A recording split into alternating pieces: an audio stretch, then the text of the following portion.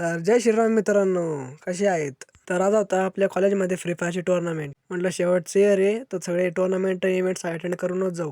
पोहोचलो कॉलेजला आणि आलो डायरेक्ट लेक्चरला.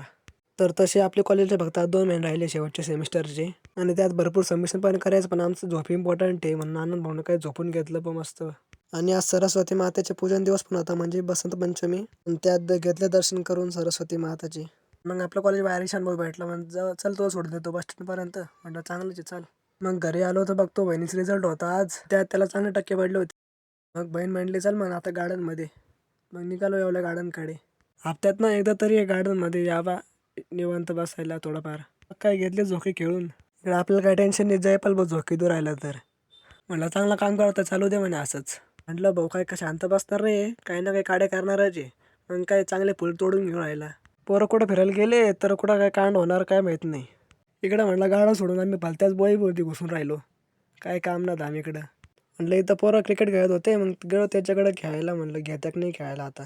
म्हटलं जयपाल भाऊ बॅटिंग का जमत नाही, मग बॉलिंग ट्राय केली भाऊ. आणि इकडं आम्हाला घ्यायच्या अगोदरच त्यांचा बॉल फुटून गेला. काय करावं, जाऊ द्या. काही पण म्हणा, पण गार्डनमध्ये आला आणि हिंगाणं वाजलं, मग एकदम सुकून सारखं वाटू राहिलं.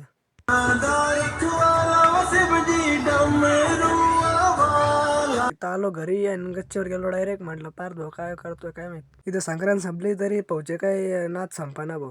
असं तिथलं माझे नाही तर भाऊ एक मंडळच घेतलं बा पतंग उडवायला. नाच करते काय हे नायला नाही तर प्युअर कॉटन आहे. मग तसंच निघालो आम्ही शनिदेव दर्शन करायला.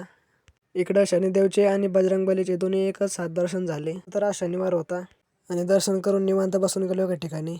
आणि मग दर्शन करून निघालो घराकडे. तर मित्रांनो, आजचा ब्लॉग आवडला असेल तर लाईक करा आणि फॉलो नसेल केलं तेवढं फॉलो करून घ्या. भेटूया पुढच्या ब्लॉगमध्ये.